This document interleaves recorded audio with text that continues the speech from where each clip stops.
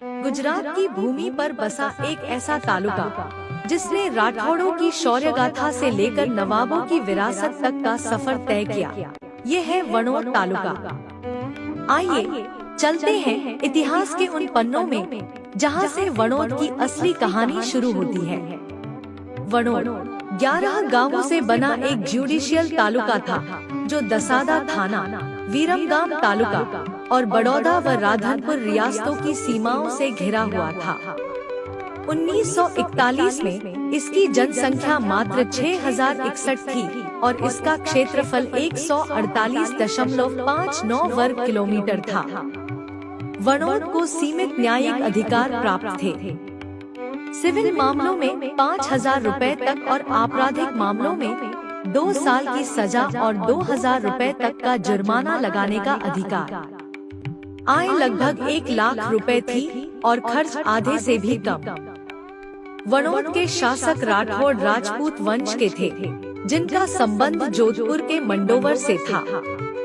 1383 में राव चंदोजी राठौड़ के पुत्र भीमजी के वंशज अब्बाजी ने विवाद के चलते गुजरात की ओर रुख किया।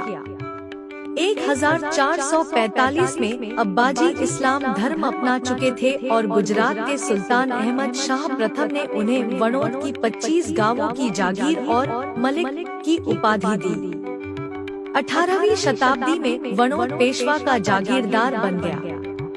1817 में पेशवा के अधिकार अंग्रेजों को सौंप दिए गए और वणोद ने 1953 रुपए की सालाना खिराज ब्रिटिश सरकार को देना शुरू किया। ब्रिटिश हुकूमत में वणोद को कई बार एजेंसियों के अधीन किया गया।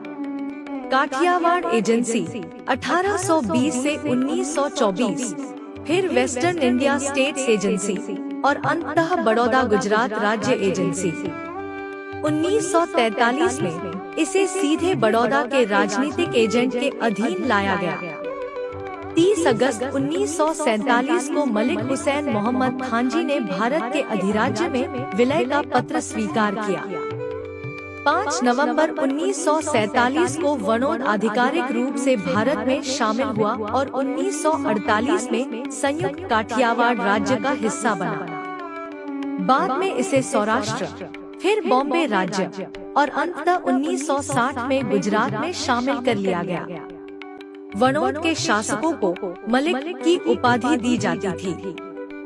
1914 में हुसैन मोहम्मद खानजी को खान साहब की उपाधि दी गई और 1948 में उनका प्रिवी पर्स 38,430 रुपए तय हुआ। वो 5वीं श्रेणी के शासक थे पर उन्हें व्यक्तिगत विशेषाधिकार प्राप्त थे। वणोद की कहानी केवल एक छोटे तालुका की नहीं, बल्कि संस्कृति, सत्ता, धर्म और इतिहास के अद्भुत संगम की गाथा है। आज भी वणोद की विरासत इतिहास प्रेमियों और शोधकर्ताओं के लिए एक प्रेरणा बनी हुई है। अगर आपको वणोद की यह ऐतिहासिक यात्रा पसंद आई हो तो वीडियो को लाइक करें, साझा करें और चैनल को सब्सक्राइब करना न भूलें। हम लाते रहेंगे आपके लिए ऐसी ही इतिहास की अनसुनी कहानियाँ।